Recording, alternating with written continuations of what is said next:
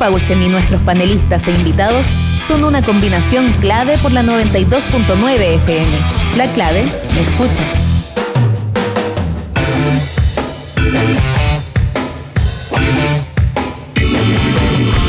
Llega el verano y con LATAM Travel solo tendrás que relajarte porque hay paquetes con todo incluido para tus vacaciones en el Caribe, Miami, Río y muchos destinos más. Visita hoy una de las oficinas de LATAM Travel. Crean todo tu viaje. Almuerzo de negocios, el ambiente perfecto para disfrutar un break de su trabajo y degustar de una exquisita oferta gastronómica en el restaurante El Cid del Hotel Sheraton Santiago, de lunes a viernes, de 12:30 a 15:30 horas. Reservas al 222-335.000 o en sheraton.com/Santiago. Vive tus experiencias al límite con la energía y el impulso de lo que te motiva. Hankook Baterías, lo mejor de la tecnología coreana, 100% libre de mantención y la mayor garantía del mercado. Hankook Baterías, tu punto de partida. Visítalos en bateriahankook.cl. Y estamos en nuestro panel de estos días. Están con nosotros Karina Oliva y también Jorge Gómez. ¿Cómo están? Hola, Fernando. Mundo liberal. ¿Qué dice el mundo liberal de esto que está pasando? Yo creo que hay muchas miradas del mundo liberal. El mundo liberal fuera del Frente Amplio, para no ser injusto con Vlado Mirosevic. Sí, porque yo no soy liberal. Ser injusto con Vlado Mirosevic y su partido. No, yo creo que en algunas perspectivas hay escepticismo, en otras claramente hay un cierto temor. Y en otras yo creo que hay una disposición a abordar ciertos cambios, pero dentro de ciertos marcos de razonabilidad. Yo creo que hay como tres perspectivas dentro del mundo liberal, que uno lo puede ver, por ejemplo, a través de la expresión de distintos actores. Por ejemplo, uno lo ve a través de, no sé si puedo mencionarlo. Tú puedes mencionar todo lo que quieras, aquí no hay... Por ejemplo, si a la única que censura es a mí cuando vienen los comerciales del programa. Por eso la Karina tiene que hacer el timing de cuando se está acabando la media hora. No, yo creo que lo que ha expresado, por ejemplo, por un lado Carlos Peña con Axel Kaiser, por un lado, lo que ha expresado por otro lado Cristóbal Belolio, me parece que son perspectivas que van aportando. Incluso también el mismo profesor Agustín Esquella es una mirada liberal que también está dentro del marco de las personas que creen en las libertades individuales como elementos esenciales que luego definen el resto. Entonces a mí me parece que ahí hay que hacer esta observación e ir viendo cómo esas miradas también confluyen en ciertas posturas. Ese yo creo que sería mi recomendación liberal desde el punto de vista de esta situación. Sí. Más allá de, claro, porque en general se tiende también a caer mucho en la postura. Esto es como las barras bravas. Ese yo creo que es un problema que ha predominado en todo este contexto, que es como o estás a favor o en contra del gobierno, o estás a favor o en contra de las movilizaciones, o estás a favor o en contra de un mecanismo específico en la Asamblea Constituyente. Yo creo que hoy día lo que se requiere también es los matices son muy clave en estos contextos para poder en el fondo canalizar la forma de mejor forma. Yo creo que ahí esas tres miradas como liberales han sido importantes. Ayer también, por ejemplo, Vlado Mirosevic expresaba el tema de la violencia. Entonces me parece que eso también es clave para evitar algo que la experiencia histórica en Chile es mala. Tenemos mala memoria. Cuando dejamos que la violencia y las pasiones más, como decía Rodrigo Tomic, las pasiones más desatadas se tomen el espacio público y el espacio político, los costos son lamentables. Entonces, yo creo que hoy día todavía estamos a tiempo de tratar de poner cuotas de razonabilidad en la discusión. Y salvar el debate público en ese sentido.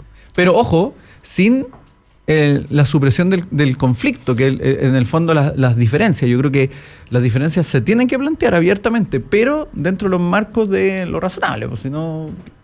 Es que yo ahí me parece interesante lo que plantea Jorge, porque creo que el momento que se está viviendo hoy día, en pleno conflicto, que lo que busca o lo que va a significar es un momento distinto del proceso político que lleva el país, es que queremos que la razón en pleno momento, o como es como en el ojo del huracán, esté la razón, claro, como elemento esencial. Y yo no sé si en cualquier momento político de la historia, incluso nacional o fuera de la frontera nuestra, se ha dado que esos procesos de transformación se den sin conflicto. Por dos motivos, porque yo creo que primero la política es esencialmente siempre conflicto, porque siempre Sí, está obvio. con dicotomías, siempre enfrenta dicotomías.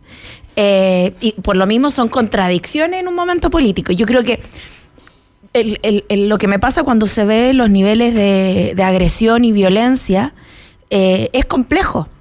El problema es cómo los empezamos a abordar, no que no vayan a existir, porque es parte de la dicotomía de la transformación. Porque hay algo que está chocando, hay algo que se está confrontando a sí mismo. No estoy hablando solo de la pelea que pueda haber en la calle o el nivel de enfrentamiento en la calle, sino que la confrontación incluso de las personas, de darse cuenta en qué momento de la historia están y cómo quieren que ese momento es como real y quieren otro. Ese momento es un momento de conflicto esencialmente. Y yo creo que aquí yo creo que en esto a mí no me molesta que en la política hayan pulsiones. El problema es que una cosa es la pulsión que puede tener los gobernados y gobernadas, y otra es cómo maneja la pulsión el gobernante. Y yo creo que aquí las pulsiones más complejas es cuando el gobernante no se hace cargo de sus pulsiones. Y yo creo que hoy día ese es el problema esencial. La responsabilidad del gobernante, cómo enfrentar sus propias pulsiones. Yo estaba escuchando recién el panel anterior y esto de estar casi en un mundo paralelo es parte de no hacerse cargo de esa pulsión. También creo que es una pulsión irresponsable, o sea, generalmente tienden a ser irresponsables, pero hacerse emocionalmente cargo de un sector de la población frente a la violencia y al otro como abandonarle, creo que es el abandono incluso de esa razón que tiene que tener el gobernante. A mí me preocupa mucho lo que pasa. Yo, incluso pensando en lo que pasó ayer, que es muy lamentable lo que pasó con las carabineras. Yo creo que a nadie se le pasa por la cabeza andar quemando o tirar a alguien a quemarropa. A mí no me parece válido en la discusión que hay, porque creo que lo que está en juego en fondo es mucho más grande que esa pelea. Pero sí me preocupa que desde parlamentarios del oficialismo, como también desde el mismo gobierno, se haga como caso omiso, vista gorda, o se trate de justificar las violaciones a los derechos humanos. Yo creo que esa parte es una pulsión que yo le exijo al gobernante tener la responsabilidad y la razón para enfrentarla, que es distinta a la del gobernado y gobernada. Claro, obvio. Lo que pasa es que ahí entra como el deber también aquí entra el punto, el deber del Estado. Y de quienes ¿La razón de ejercen Estado? el deber del Estado con respecto a los derechos fundamentales de los gobernados. Que ese es como un punto clave desde el punto de vista liberal. Quien ejerce en el fondo el poder del Estado tiene deberes a priori con respecto a su gobernado. Es decir, hay derechos fundamentales que el gobernante y el Estado no pueden vulnerar bajo ninguna circunstancia.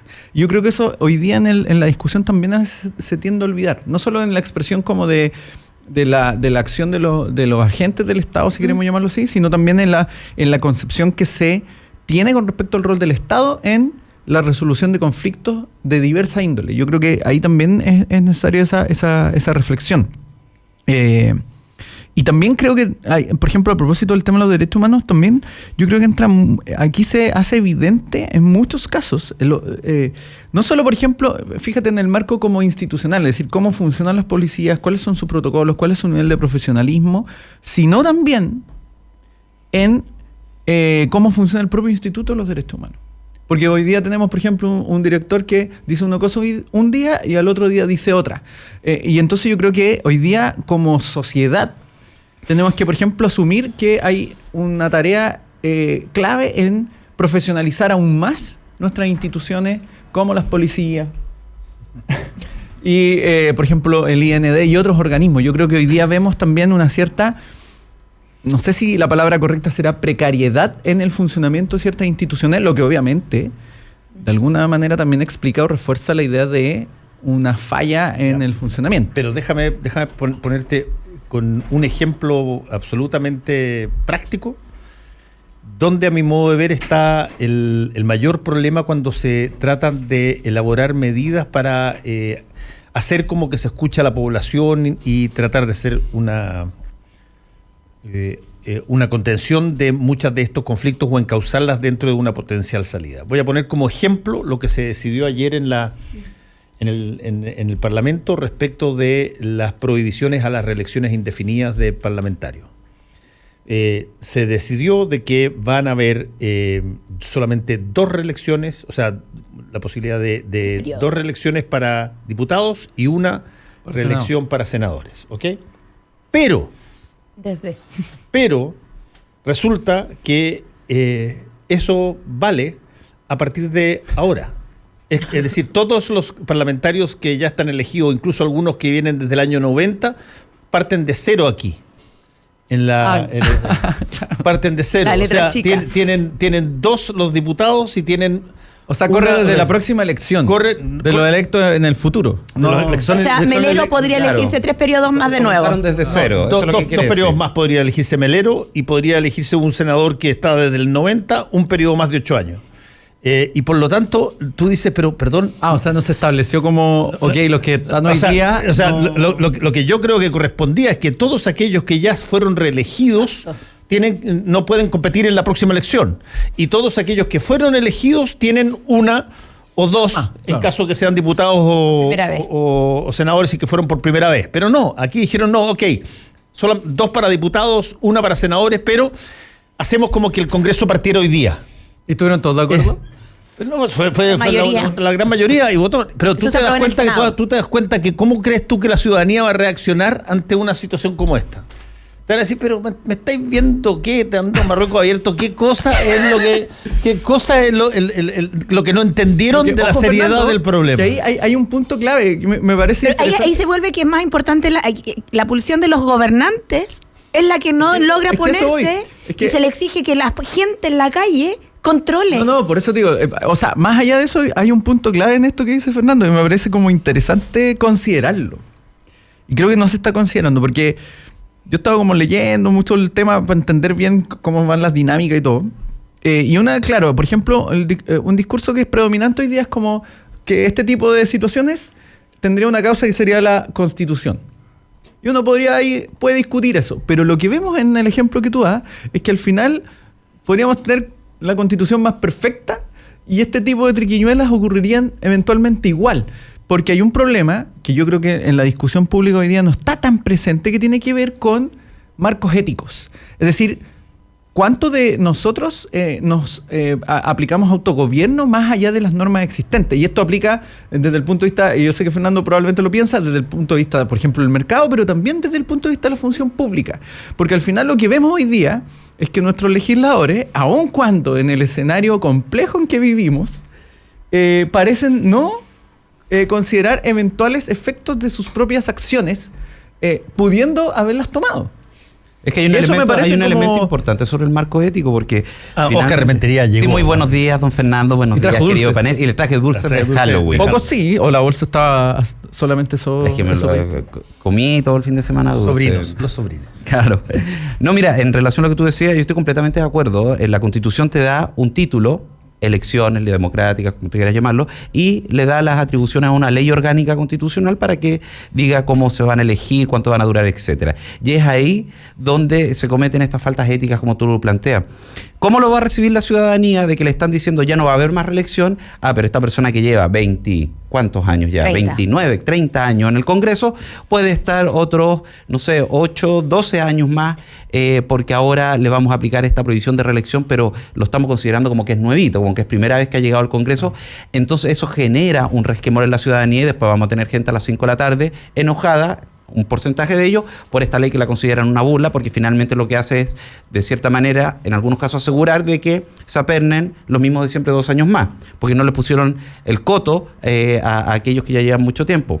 Por otro lado, lo del marco ético, tremendamente importante, porque, por ejemplo, en el Congreso hay una comisión de ética que sanciona, en teoría, los actos de los parlamentarios.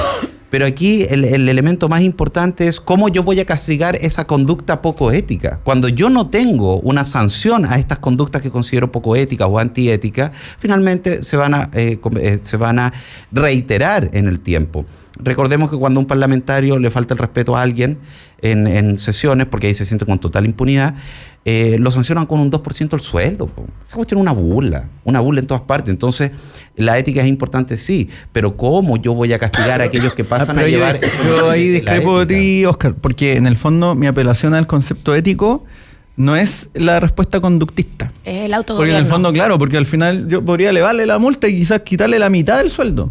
Pero tú no vas a cambiar la falla ética del legislador que insulta a su contraparte en el hemiciclo, ni vas a resolver la falla ética de el tipo que infringe una norma. Pero sí, por supuesto, porque viste que la vuelva a repetir en el futuro. pero ahora, lo que pasa es que la persona no puede hacer por eso uso la palabra ética como un tema, porque en el fondo yo sé que obviamente las sanciones deben existir y yo creo que también tenemos ahí un problema de que parece que no existen sanciones para ninguna clase de actos hoy día.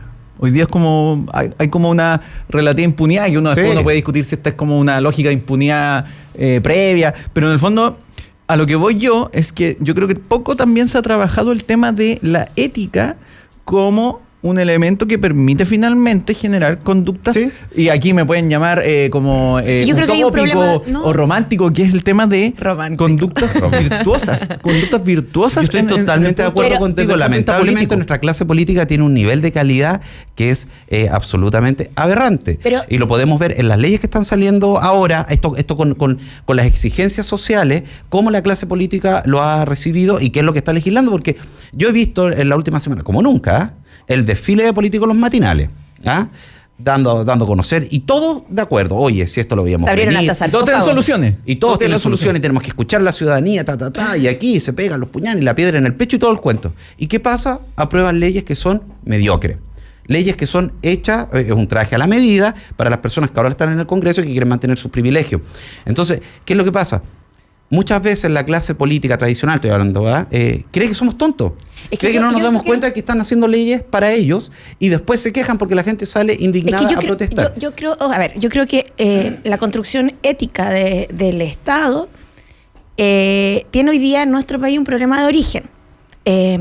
Porque cuando tú tienes leyes orgánicas, como la del sistema de salud, como la del sistema de educación, como el del sistema incluso penal, el que todavía haya ley de amnistía para un periodo, un momento de la historia, que eso, ahí hay un problema ético de constitución, de origen, y que yo creo que eso, en final, evidentemente se va permeando distintos espacios de la sociedad, y yo creo que no nos hemos hecho cargo de eso. Entonces, yo creo que por una parte, la gente no es tonta. Y yo creo que, por ejemplo, Fernando lo ha dicho varias veces, los paneles, cuando están las organizaciones sociales, han puesto las preguntas, pero también han puesto las respuestas, y las ponen bastante claras, y sin mayor complejidad y sin abuso de la aparataje estatal, sino que dan respuesta a una necesidad que tiene que ver con que no sea la misma gente que de siempre poniéndole el hombro a la economía, a lo penal, etcétera, etcétera.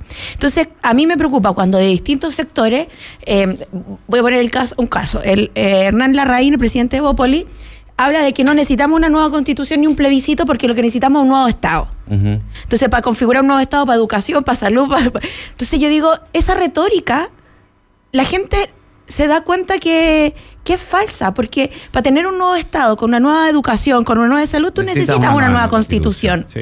Cuando sale un Genaro Arriagada todos los días a explicar, yo entiendo que quieran defender lo importante que puede haber sido y lo que fue el retorno a la democracia. Claro. Pero eso no significa que hubo errores procedimentales en cómo se generó los procesos productivos, el derecho a la propiedad, por sobre consagrar los derechos vitales de las personas. Mira, y te voy a dar un ejemplo en relación a la nueva constitución. Déjame terminar. Entonces, me parece que ya viene el comercial. Sí. Entonces, ahí me parece que el tema de lo ético no podemos, y por otra parte, éticamente nosotros en el debate lo que tenemos que ver cómo generamos condiciones para que esas lógicas no se den, pero tampoco para invalidar la política como parte de la resolución del conflicto. Sí, pero mira, es muy bueno que las personas que nos están escuchando ahora y aquellos que nos están viendo por streaming, sepan que la constitución o las constituciones políticas son las que organizan el aparataje del Estado, para que lo entiendan en palabras simples. Dice cómo funciona el Poder Judicial, cómo funciona el Poder Ejecutivo, cómo funciona el Parlamento, a grosso modo. Y también garantiza determinados derechos. El régimen político, está dentro de una constitución. Entonces, pero no es toda la constitución. No, por supuesto que no, porque además la constitución siempre en sus primeras partes se basa en valores y principios que defiende, que es tremendamente importante. Y yo aquí les quiero dar un ejemplo de la tremenda falencia que tiene nuestra actual constitución. Todos hemos escuchado esta palabra, el derecho a la salud. Entonces, cuando yo le pregunto a alguien, oye, ¿qué entiendes tú por derecho a la salud? No, es la capacidad que yo tengo de poder atenderme oportunamente, el acceso, Nuestra Constitución, el único derecho a la salud que asegura, para que las personas que nos están escuchando lo tengan claro, es la posibilidad de que una persona pueda elegir entre el sistema público y privado de salud. Nada más. No te asegura de que no te vas a morir en un hospital público, no te asegura que te van a atender en un hospital público o en un servicio de atención de urgencia, porque finalmente cuando hemos visto en la televisión o en los medios de comunicación que el Poder Judicial obligó a FONASA, por ejemplo, a pagar tal remedio para un niño que es carísimo, no lo hicieron en los tribunales argumentando el derecho a la salud. Lo hicieron argumentando el derecho a la vida. Entonces, ahí queda de manifiesto de que nuestra Constitución tiene tremendas falencias al no poder garantizar, ni siquiera en principio o en principios, de determinados servicios o derechos básicos que debería tener la población. Y por otro lado, para terminar esto, también quedó de manifiesto en los estados de excepción las tremendas falencias que manifiesta la Constitución sobre las potestades que puede tener el presidente de la República o las Fuerzas Armadas en situaciones extremas, como fue el estado de emergencia. Solamente en el estado de emergencia se podía restringir el derecho de locomoción, es decir, la posibilidad que yo puedo moverme libremente en la calle, y de reunión, es decir, la posibilidad que yo tengo de reunirme en el espacio público. Masivamente. Pero vimos videos como las Fuerzas Armadas entraban a la propiedad privada o cómo atacaban o usaban excesivamente la fuerza a las personas. ¿Y quién fiscaliza ¿Me permite, eso? Oscar? ¿Me permite? Sí, yo les voy a permitir hablar ahora. No, yo quisiera poner un punto ahí que me parece relevante en eso. A propósito, de hecho, con la crítica que hace Karina Larraín, yo creo que efectivamente hoy día está la idea de que una nueva constitución es como un mantra, y efectivamente se produce como, por un lado es como, oye, no nueva constitución, nuevo Estado, pero también se produce la idea como nueva constitución y ¡pum!, somos Finlandia. Yo creo que el problema es más complejo, y ahí yo creo que hay que evitar como este negativismo infantil, no sé cómo llamarlo, que es como, no, esto aquí, no, esto allá.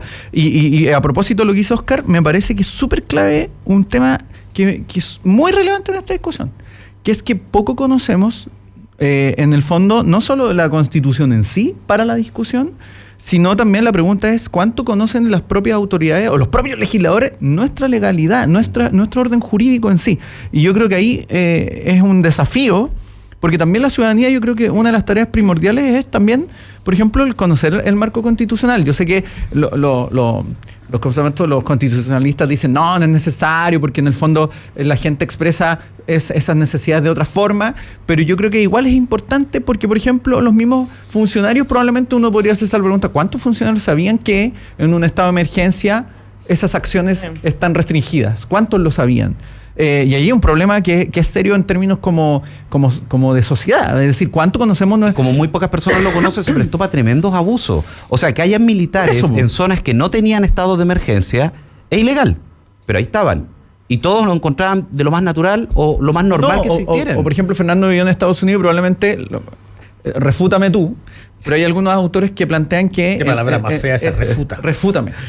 En la sociedad civil estadounidense está muy arraigado el tema de las enmiendas como un criterio de reclamación, en el fondo, frente a la autoridad. Yo no sé si en Chile, por ejemplo, tenemos tan internalizado, por ejemplo, no sé, el artículo 19 como un elemento como hey, cuidado, a mí la Constitución me respalda en esto, o cuidado, en un estado de emergencia usted no puede hacer esto. Es que hay una diferencia, y ya voy a pasar al tiro al breve intervalo. Hay una diferencia muy grande cuando tú tienes, que es el caso de algunos países, y particularmente el caso de Estados Unidos, cuando tú tienes la Constitución metida dentro del aula desde que tú entras al colegio.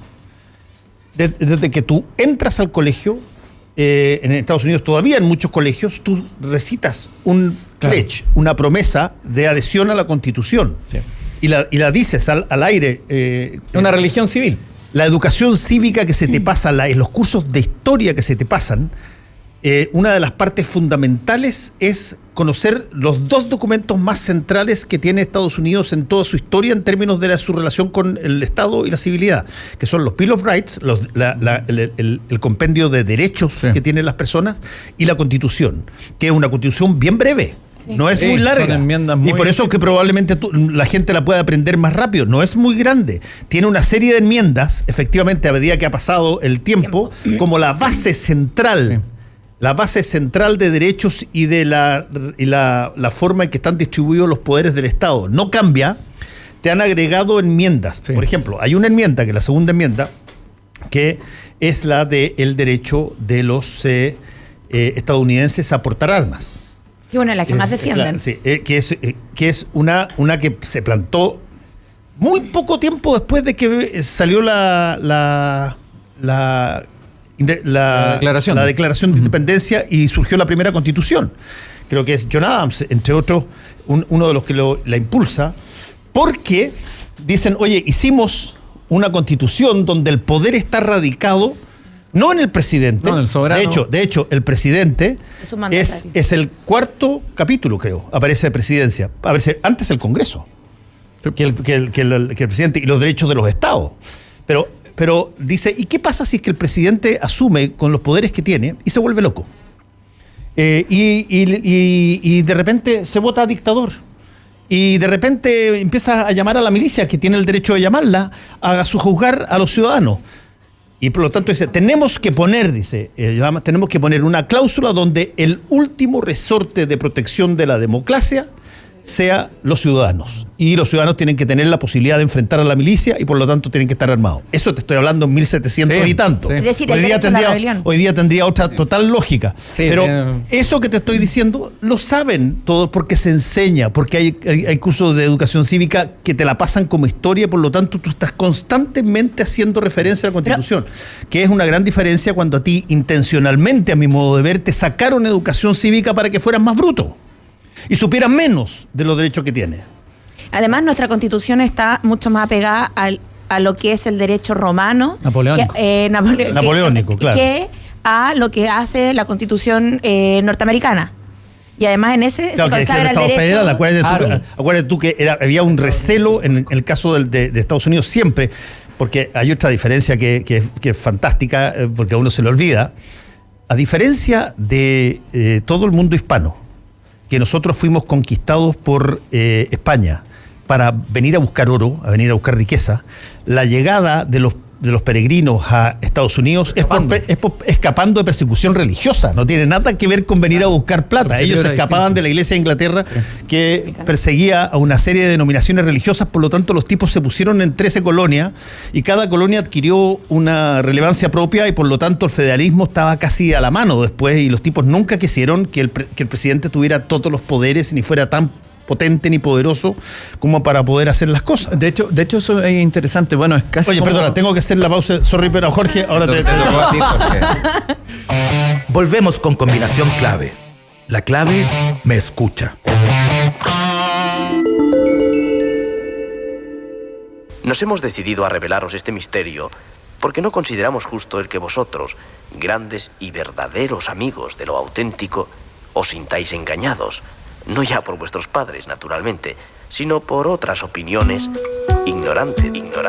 Hola, ¿cómo están? Soy Jani Dueñas, actriz, comediante, locutora, y quiero recomendarles un libro precioso que se llama El libro de la tristeza, de Gabriel Ebensberger. Él es ilustrador y escritor y va a estar disponible en todas las librerías muy pronto. De hecho, ya está.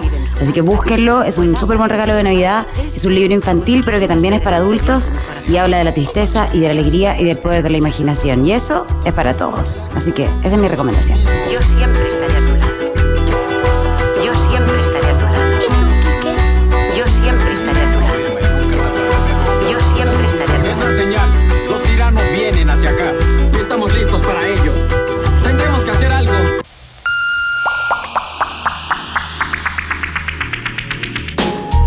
Recomendados como este todos los días en radiolaclave.cl.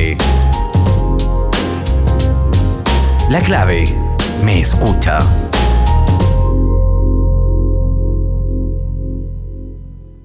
Disfruta tu mañana y tómate un momento Marley Coffee. Con granos orgánicos tostados al sol, tienes en tus manos mucho más que una taza de café. Prueba el aroma del verdadero café natural, 100% orgánico y sin pesticidas. Disponible en 6 variedades: Buffalo Soldier, One Love, Lively Up, Get Up Stand Up, Mystic Morning y Simmer Down. Nuestra versión descafeinada. Marley Coffee está aquí y en todas partes. Para hacer un buen negocio, necesitas ser un gran anfitrión.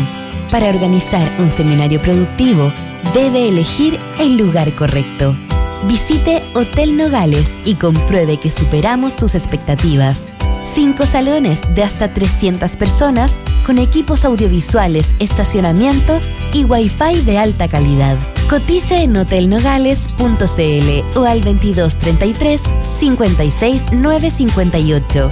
Hotel Nogales, Los Nogales 741, Providencia. Fernando Paulsen y nuestros panelistas e invitados son una combinación clave por la 92.9 FM. La clave me escucha.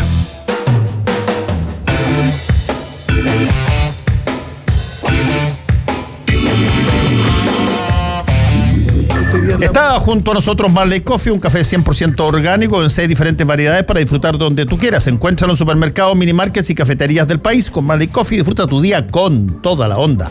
Los sábados y domingos de 13 a 16 horas en Restaurante El Cid disfruta de un brunch familiar. Un sabroso menú con variadas estaciones, coctelería con espumante, bebidas gaseosas ilimitadas y espacios para que los niños jueguen. Reservas al 222-335.000 o en sheraton.com/Santiago. Vive tus experiencias al límite con la energía y el impulso de lo que te motiva. Hankook Baterías, lo mejor de la tecnología coreana, 100% libre de mantención y la mayor garantía del mercado. Hankook Baterías, tu punto de partida. Visítalos en bateriashankook.cl.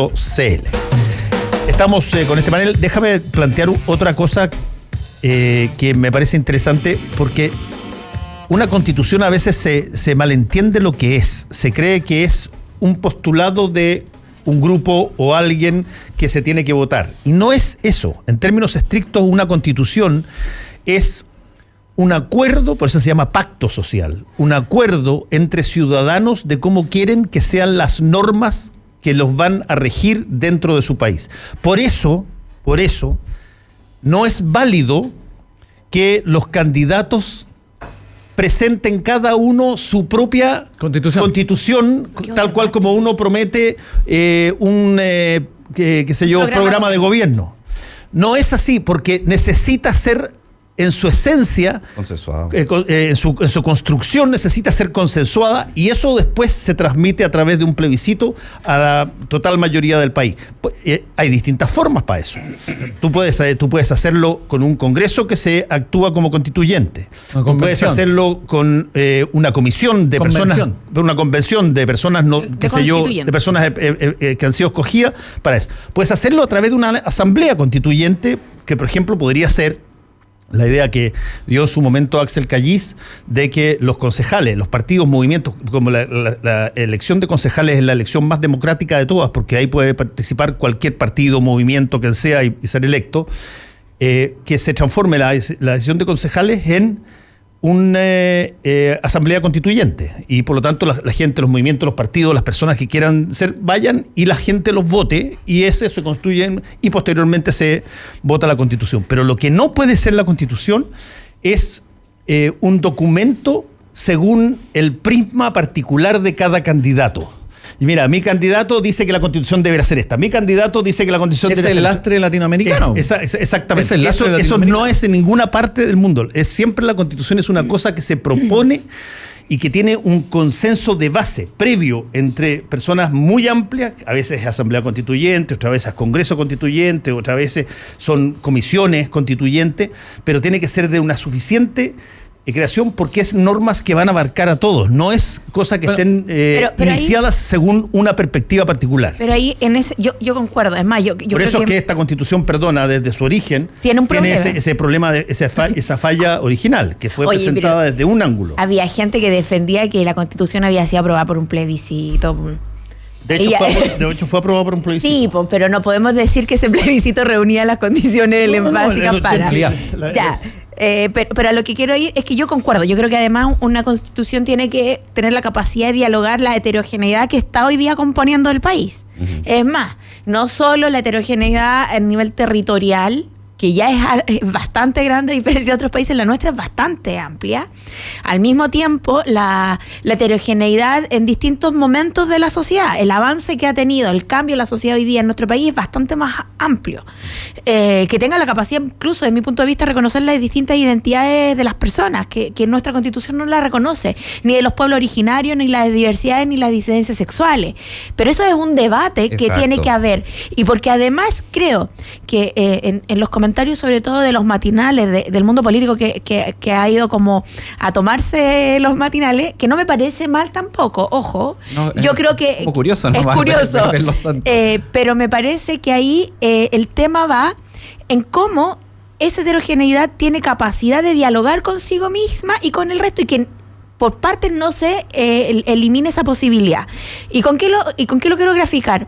A mí me preocupa, y voy a volver a un tema de los derechos humanos como elemento, porque es parte de un elemento esencial de una Constitución, establecer el respeto, la garantía y la promoción de los derechos humanos, y que los derechos humanos no se vuelven más importantes en estados de emergencia o en momentos democráticos. Es un estado permanente de protección, de promoción y de resguardo. Entonces, a mí me preocupa que el discurso que se ha establecido hoy día es los que, entre comillas, unos defienden los derechos humanos de los civiles y los otros de los policías y de las Fuerzas Armadas. Y yo creo que ahí hay un conflicto de entender la problemática, porque cuando yo escucho al gobierno hablar de derechos humanos, parte desde una justificación de que algunas personas pudieron haber estado delinquiendo. Una persona... Parten todos los discursos así, de hecho. ¿Ah? Con el tema de la delincuencia. Sí. Parten todos los Entonces, a mí, ¿qué me preocupa con ese elemento? Creo que ninguna persona, por más que haya estado delinquiendo, pierde sus garantías constitucionales y no pierde su calidad de persona, y que sus derechos humanos no están limitados. Oye, Jorge, es obvio, pero hay personas que sí lo piensan. Pero que no es que hay personas solamente lo piensan. El discurso del presidente, sí, hay gente que tiene un discurso el discurso del presidente estos días y del gobierno ha sido en esa retórica. El discurso del general director de Carabineros va en esa retórica. Entonces, a mí me preocupa que en pleno conflicto, la esencialidad del derecho de las personas, por el derecho inalienable por ser persona, se esté cuestionando por una situación crítica. Por eso, yo quisiera agregar un punto que me parece súper relevante, y yo concuerdo contigo en eso, Karina, pero ojo, yo creo que lo que estamos presenciando... Para terminar el punto, es que en ese momento esencial, las personas que hoy día han sido violentadas, civiles violentados en las calles, no pasan por la dicotomía izquierda o derecha. No, absolutamente. En ningún momento. Las personas tanto el Instituto de Derechos Humanos o la comisión el Alto Comisionado de Derechos Humanos de la ONU tenga que proteger, no va por su posición política o su adhesión política a un partido, sino por el derecho elemental. Ahora, mi punto del derecho inalienable. Es que, considerando eso, yo creo que el problema hoy día es que lo que tiende a ocurrir hoy día es que los actores consideran lo que deberían ser como respeto de derechos fundamentales según el contexto o según la conveniencia. Entonces, de hecho, al final lo de los derechos humanos termina siendo tan manoseado que al final efectivamente se produce un problema en que, desde el punto de vista, por ejemplo, claro, del gobierno es como, ok, en ciertos casos se resguardan, en otros no.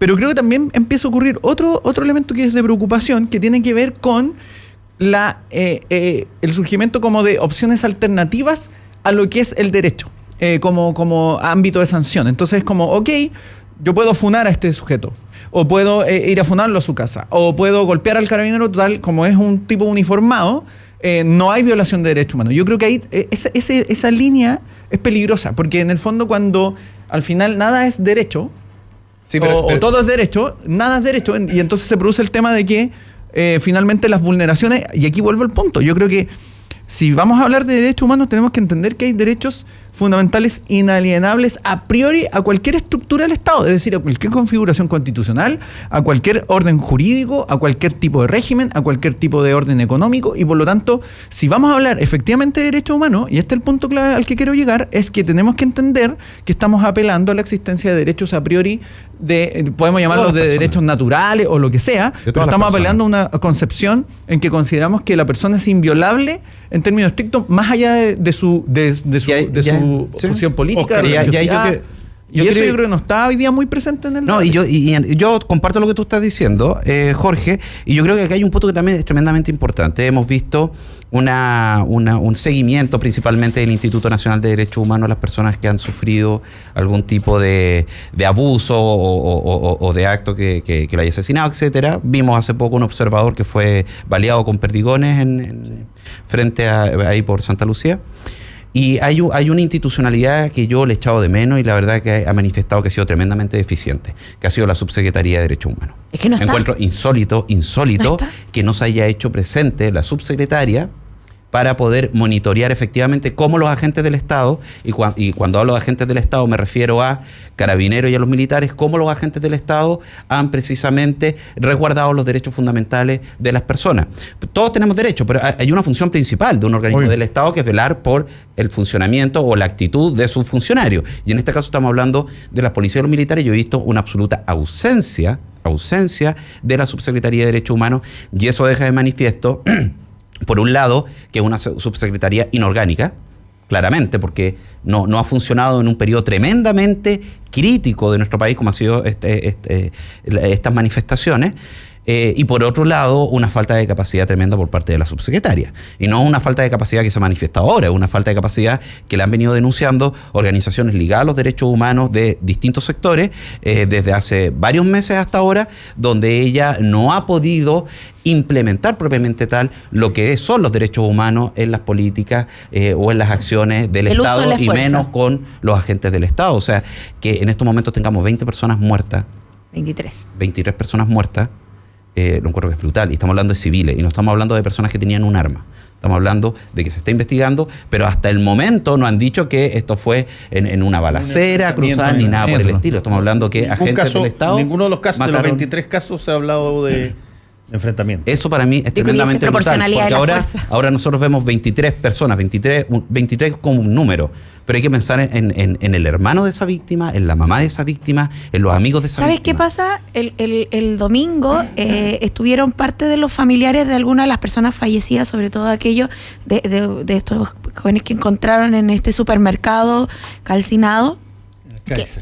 Que tenían, había uno que tenía 3 orificios con Axel, los 3 orificios en la zona lumbar, y se iban a reunir con Rigoberta Menchú.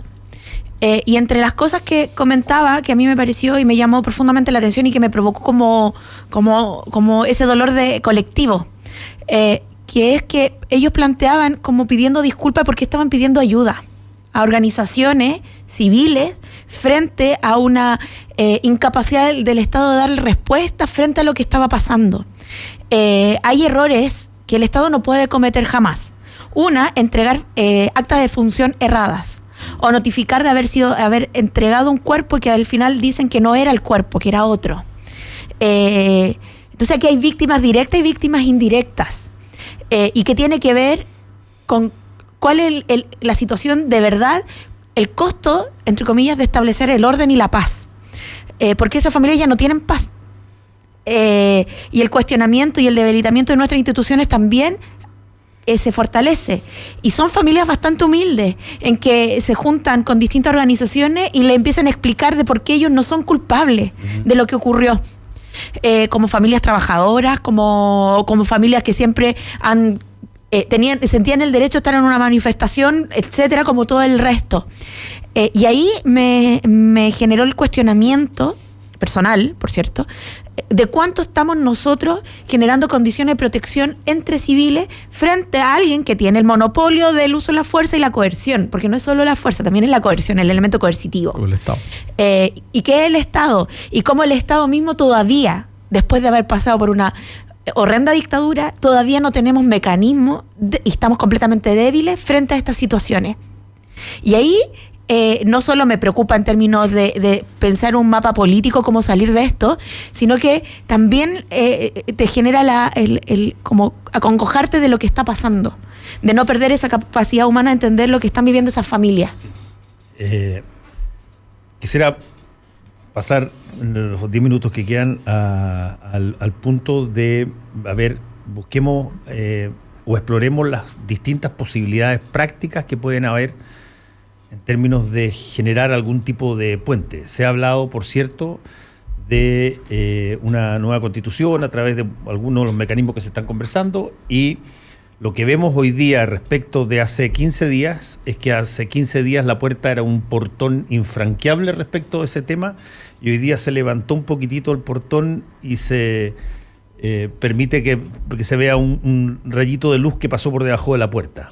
Eso lo inició probablemente algunos individualmente dentro de Chile Vamos, que dijeron de que hay que temerle tanto a la cambio de la Constitución, como Manuel José Sandón, en fin.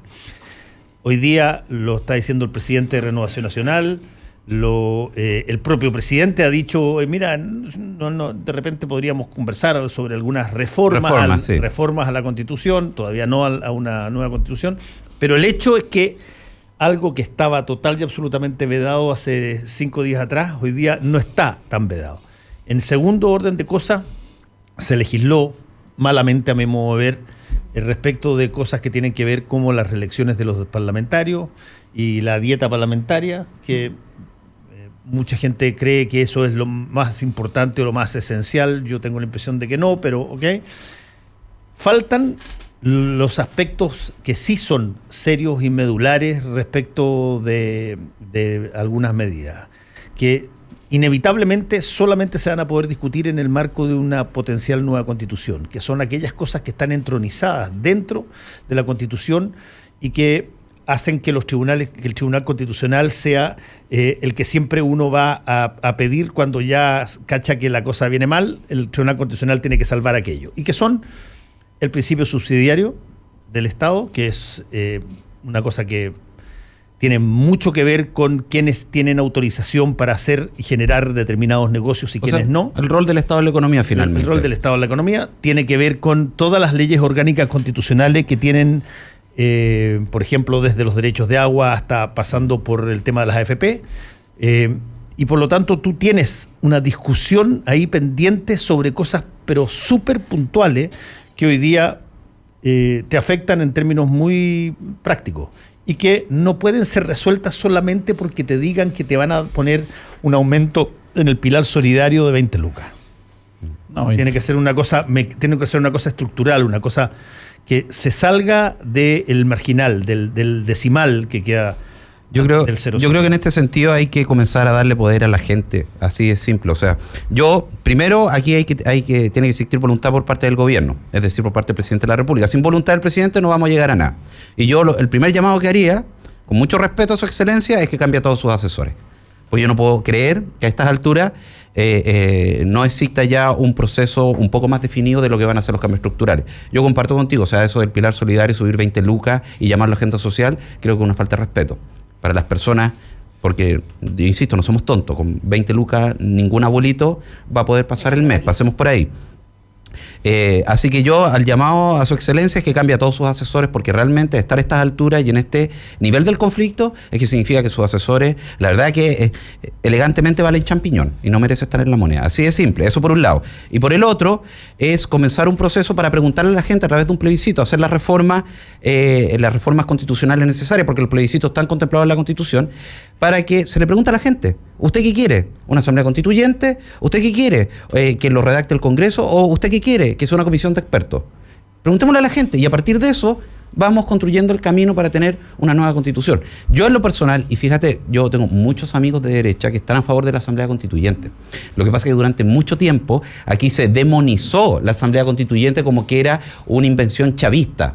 ¿Ah? Y no es así. Las asambleas constituyentes las tienen que construir las sociedades. Nosotros en este país vamos a decir cómo va a estar compuesta la asamblea constituyente. Habrá un porcentaje de personas electas y habrá otro porcentaje de personas designadas. Pues yo encuentro que es súper válido que hayan representantes de las Fuerzas Armadas en esta asamblea constituyente, hayan representantes de los gremios de los empresarios y también hayan representantes de los gremios de los trabajadores, por ejemplo, en proporciones que permitan equilibrio, y otros porcentajes que provengan del Parlamento y elegidos directamente por la ciudadanía. Entonces, Oscar, en ese sentido, no, yo me imagino que vamos a tener discrepancias, sí, pero lo importante es que entre todos podamos transformar esta discrepancia en acuerdo y poder avanzar en efectivamente el día de mañana poder tener una nueva constitución, porque, y con esto termino, aquí la gente en este país está lo suficientemente grandecita, lo suficientemente madura y, como se dice, lo suficientemente peluita para poder escoger a su presidente de turno, para poder escoger al primer mandatario de la nación.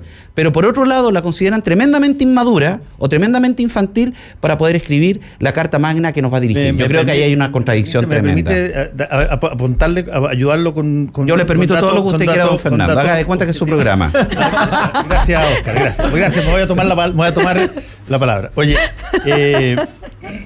yo lo dije el otro día, pero quizás que hay que repetirlo un poco más porque cuando uno menciona una asamblea constituyente o una nueva constitución, surge rápidamente lo que decía Oscar, el tipo que quiere destruir esto, citando a Evo Morales o a Chávez, qué sé yo. Ok.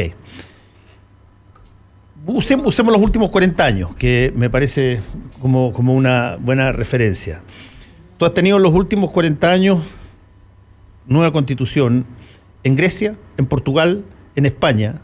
Grecia 75, Portugal 76, España el 78, Andorra el 93, Bélgica el 94, Finlandia el 99, Suiza el 99, el Vaticano tuvo una constitución en el 2000 y todos los países que eran de la órbita soviética, todos los países o la gran mayoría de los países que eran de la órbita soviética y que se después reconstruyeron en países individuales y soberanos, a partir de Croacia el 90 República para adelante, tú tienes a Rumania el 91, Bulgaria el 91, Eslovenia el 91, Lituania el 92, Estonia el 92, República Checa el 93, Eslovaquia el 93, Rusia el 93, Bielorrusia el 94, Bosnia-Herzegovina el 95, Polonia el 97, Albania el 98 y Hungría el 2011.